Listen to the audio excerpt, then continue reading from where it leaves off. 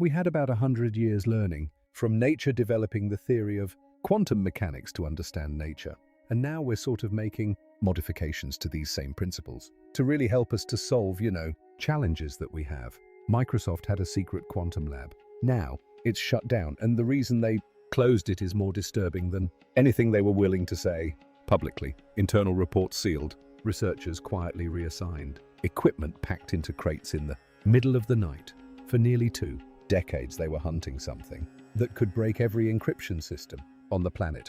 And when the truth finally surfaced, they didn't announce it. They buried it. The ghost particle. Here is what nobody reported. For nearly 2 decades, Microsoft was running one of the most secretive, most lavishly funded scientific programs on Earth, not AI, not cloud, something far stranger. Deep inside research facilities, stretching from the Netherlands to Sydney, a team of elite physicists was hunting for a particle so exotic. We are trying to manufacture something that nobody else in the world is able to do. And so every day we're doing things that we've never done before. So theoretically powerful that if they found it, if they could actually harness it, they would have built a computer capable of breaking every encryption system, protecting every government, every bank, every military network on the planet. They called it the ghost particle. Not publicly.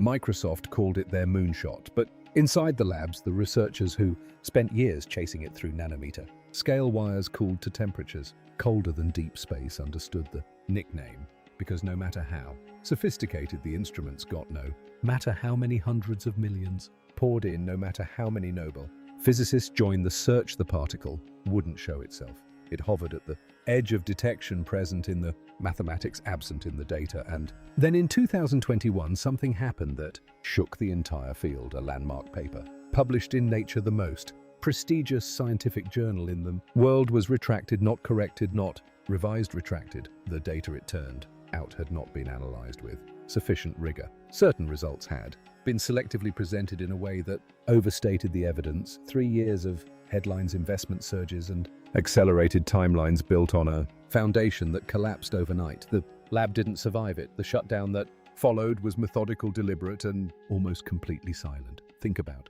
what that actually means. One of the wealthiest technology companies in human history spent nearly 20 years and billions of dollars hunting a particle it could never prove existed. And when the evidence fell apart, it didn't hold a press conference. It packed the equipment into crates and went quiet. The question is, what did they actually find, and why was it terrifying enough that Microsoft would rather disappear than explain it? The answer starts not with a computer or a corporation. It starts with a dead physicist, an unsolved disappearance, and one of the strangest particles theoretical physics has ever put to paper. What a quantum computer actually is, to understand why this matters and why the stakes were high enough to justify that level of secrecy. You need to understand what Microsoft was actually trying to build. The computers you use every day process information in bits, 0 and 1s, on or off. Every email, every image, every video you have ever watched on a screen was ultimately constructed from those 2 states. It is an elegant system. It took us from vacuum tubes to artificial intelligence in less than a century, but it has a hard ceiling. There are problems so mathematically complex. Drug interactions across billions of molecular combinations. Climate models, accounting for every particle in the atmosphere. Protein folding patterns that could unlock cures for Alzheimer's and cancer, that even the fastest classical supercomputer on Earth would need longer than the age of the universe to solve them. This is not a speed problem. The architecture itself is fundamentally wrong for the task. Let's look at a classical computer calculating how a mouse navigates a maze. It is painful. One by one it has to map every single left, turn right, turn left, turn right, turn before it finds the goal. Now a quantum computer scans all possible routes simultaneously. This is amazing. Quantum computers work on a completely different logic. Instead of bits, they use qubits, quantum bits that exploit a property called superposition, meaning a qubit can exist as 0, 1, or both simultaneously. Link them through entanglement, and the computational power doesn't double, it explodes exponentially. 10 qubits can represent over 1,000 classical states. 50 begin to rival supercomputers. 300 stable qubits could theoretically perform calculations involving more possible states than there are atoms in the observable universe. That is not a metaphor. That is the physics. Google, IBM, and a wave of startups began building quantum processors using superconducting circuits. I'm an IBM fellow and a director of quantum systems at IBM Quantum. I'm holding right here our most performant quantum chip, cooled to within 15 milliliters of absolute zero, colder than outer space just to keep the qubits stable enough to function. They were fragile, error-prone, and brutally difficult to scale, but they produced results real measurable, documented results. Microsoft looked at all of that progress and made a decision. That stunned the physics community. They walked away from every proven approach and bet everything on a particle that had never been observed in the physical world. That decision, audacious, visionary, and ultimately catastrophic, is where this story really begins, and understanding it requires going back to a boat in the Mediterranean in 1938 and a man who vanished before he could see what his equation would eventually set in motion. The bet that changed everything. In 1937, an Italian physicist named Actas Majorana published a paper describing a particle unlike anything previously theorized, a particle that was its own anti-particle matter and antimatter simultaneously, neither one nor the other existing in a quantum state that had no precedent in known physics. A year later, Majorana boarded the steamship Città di Palermo in the spring of 1938 and vanished. No body was ever recovered, no credible witnesses, no explanation. Enrio Fermi, who had worked alongside him, described Majorana as a genius comparable to Galileo and Newton and said the disappearance made no sense, just a man, an equation, and 87 years of unanswered questions. The particle bearing his name drifted through theoretical physics as a mathematical curiosity for decades, beautiful on paper, invisible in reality. Then in the early 2000s, a group of theoretical physicists proposed something that changed everything. If Majorana fermions could be coaxed into existence at the ends of specially engineered nanowires, just atoms, across cooled near absolute zero and threaded through precisely calibrated magnetic fields, they could form what are called topological qubits. And topological qubits would be inherently immune to the error problem that was crippling every other quantum computing design. Here is what that actually means. The single biggest obstacle in quantum computing is not building qubits, it is keeping them alive. Qubits are extraordinarily fragile. A stray photon, a microscopic vibration, even the thermal noise from nearby atoms can cause a qubit to collapse. And what we want to do is to block high-energy electromagnetic noise that can disturb the sample while still allowing signals to pass through without a lot of distortion. A process called decoherence. Current quantum computers spend the vast majority of their resources on error correction, using dozens or even hundreds of physical qubits just to maintain one reliable logical qubit. The overhead is crushing. Topological qubits would sidestep this entirely. Their quantum information would be stored not in the state of a single particle, but in the braiding pattern of Majorana fermions, a pattern protected by the topology of space-time itself. To destroy that information, you would have to fundamentally tear the geometry of the system apart. Dr. Marcus Webb, a condensed matter physicist at Stanford's Department of Applied Physics who consulted on early topological models, put it this way. Imagine writing a message not in ink on paper, but in the shape of a knot tied into the fabric of space. You can shake the paper, burn the edges, spill coffee on it. The knot remains. That is what topological protection means for quantum information. If this worked, Microsoft would leapfrog every competitor on Earth overnight. No error correction overhead, no decoherence. Death spiral, just stable, scalable, almost indestructible qubits built on the most exotic particle in theoretical physics. The potential was almost incomprehensible. But first, they had to prove the particle was real. And that is where nearly 2 decades of science, billions of dollars, and the careers of some of the most brilliant physicists alive began to quietly come apart. If the distance between what science claims and what science can actually prove keeps you up at night, this channel exists for exactly that reason.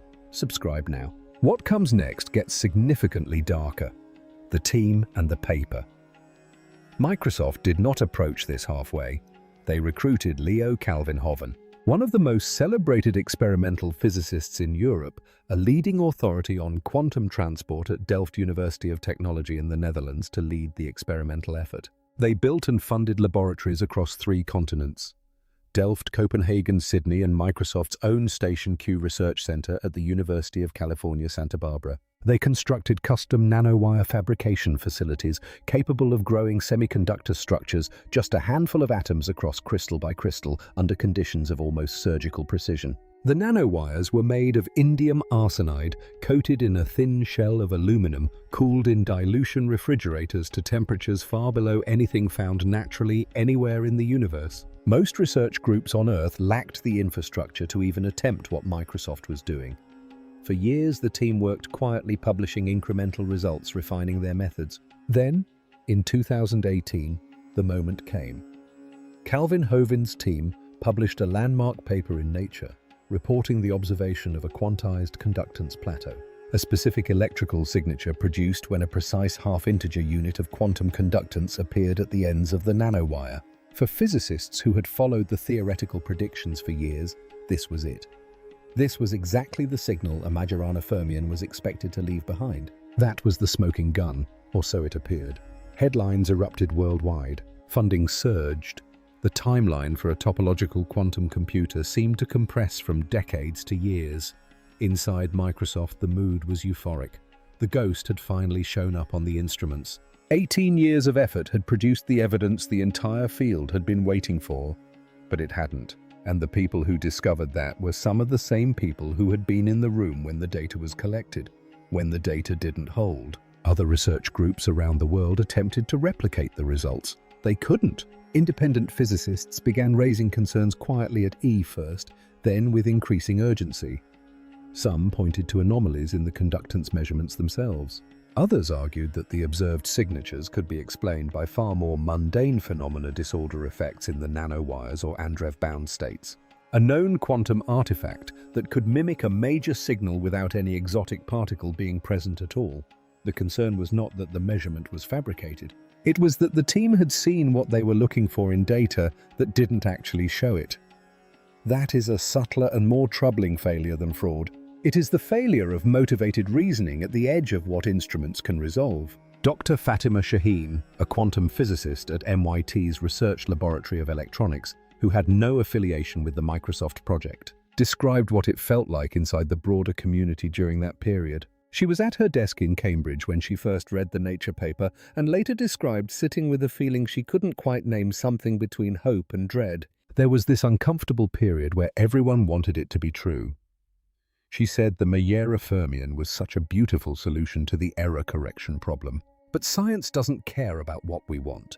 It cares about what the data actually shows. The unease spread slowly then all at once. In 2021, after an internal review reportedly triggered by concerns from members of Microsoft's own team, the 2018 Nature paper was retracted. The retraction notice stated that the original data had not been analyzed with sufficient rigor, and that certain data points had been selectively presented in a way that overstated the evidence for Majorana fermions. This was one of the most high-profile retractions in modern physics. Not a correction, not an erratum, a full retraction of a landmark result in the world's most prestigious scientific journal. Calvin Hovin stepped down from his leadership role. Several senior researchers left the project. Internal communications later described in an investigative reports by science journalists revealed that some researchers had raised red flags about the data months, in some cases years before the retraction, and had been sidelined or ignored. Think about what that means. The warning signs were there and they were buried. Microsoft's quantum dream hadn't just stumbled, it had cracked open at its foundation.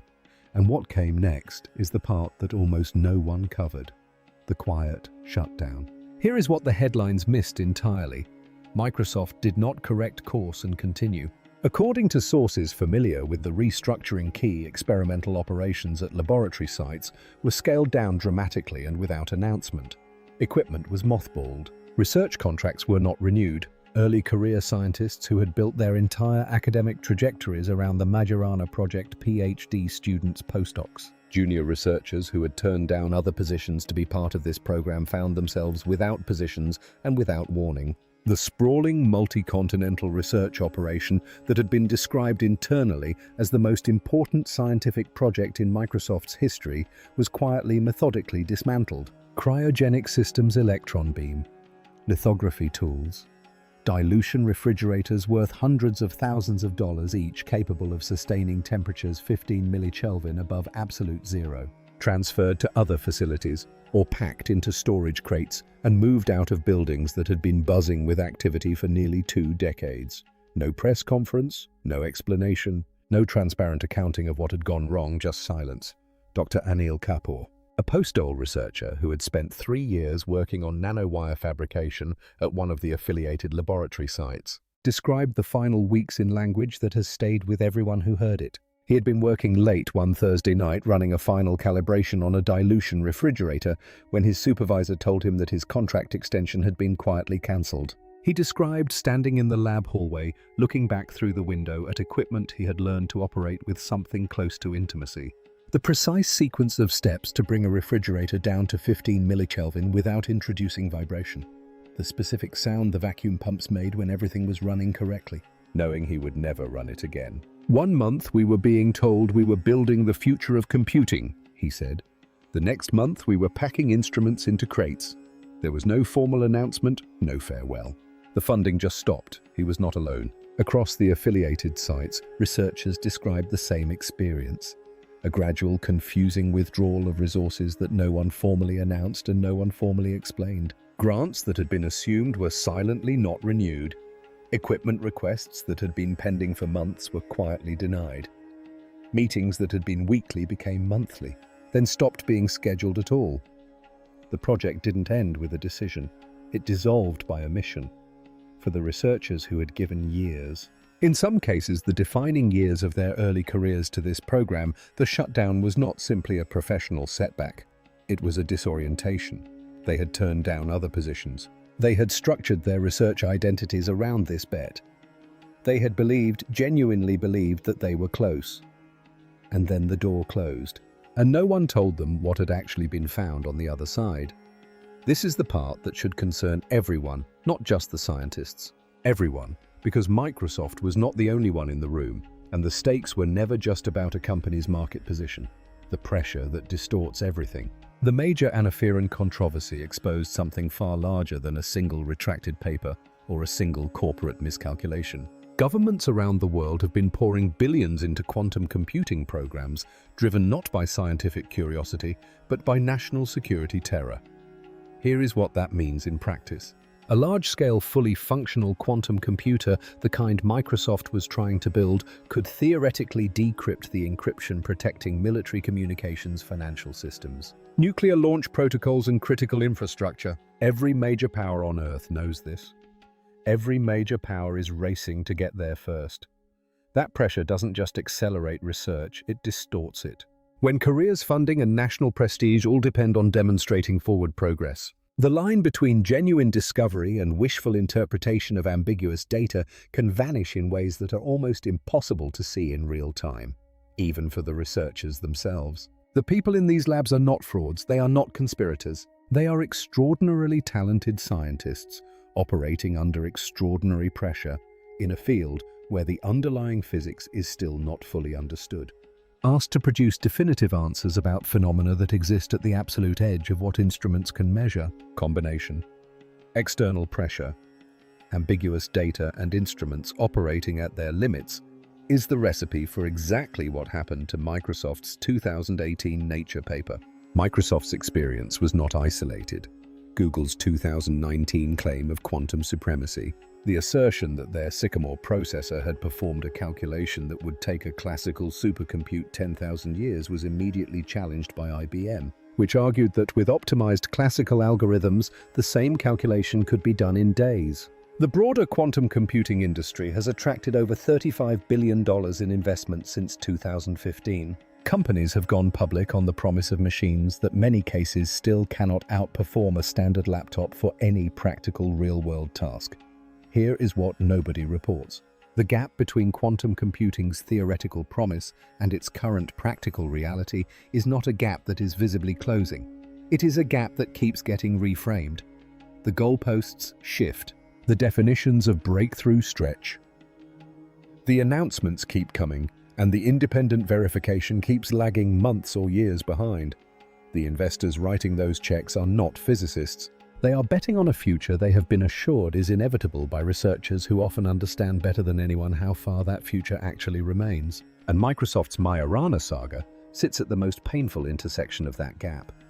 They didn't just fail to build a quantum computer, they failed to prove the fundamental particle their entire strategy required was real. Then they retracted the paper that claimed they had. Then they shut the lab. Then they came back. Thus, return. In early 2025, Microsoft made headlines again. The company announced Majorana 1, described as the world's first quantum processor built on topological qubits. Internal presentations claimed the chip incorporated a new class of material called a topological superconductor, and that measurements demonstrated signatures consistent with Majorana fermions. On the surface, it looked like a resurrection. Same vision, same bet, same particle. But Microsoft was presenting it differently this time, more carefully, with more layers of internal verification and without the triumphant certainty that had accompanied the 2018 paper. Some physicists welcomed the announcement as a genuine step forward. The protocols were more rigorous. The team appeared to have directly addressed the methodological failures that had led to the retraction.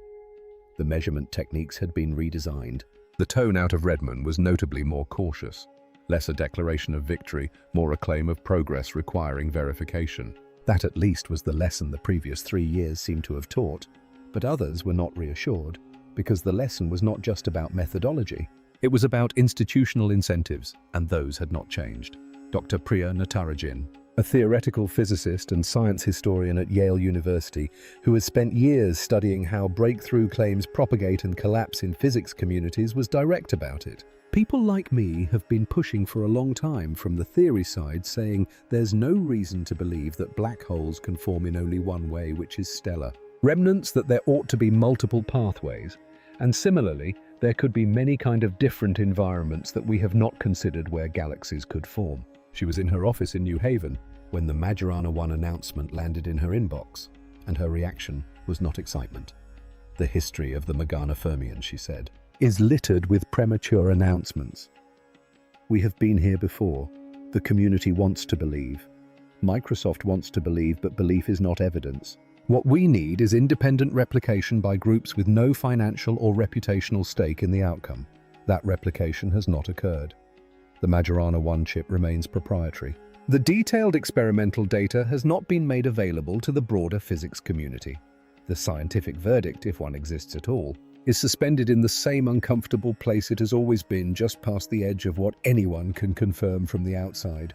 Here is what nobody wants to say out loud. How many times can you announce a breakthrough before the word loses its meaning entirely? And what does it say about the state of this entire field when the answer to that question is still genuinely unclear? The signal. Somewhere right now in a laboratory cooled to a fraction of a degree above the coldest temperature the universe allows. A researcher is staring at a signal on a screen. The signal is faint, ambiguous. It could be noise. It could be an Andrea bound state, a phantom reading a quantum artifact that wears a major signal like a mask. Or it could be real. The actual signature of a particle first imagined by a man who stepped onto a boat in the Mediterranean in 1938 and was never seen again. Nobody in that room knows which one it is. Not yet. Maybe not ever.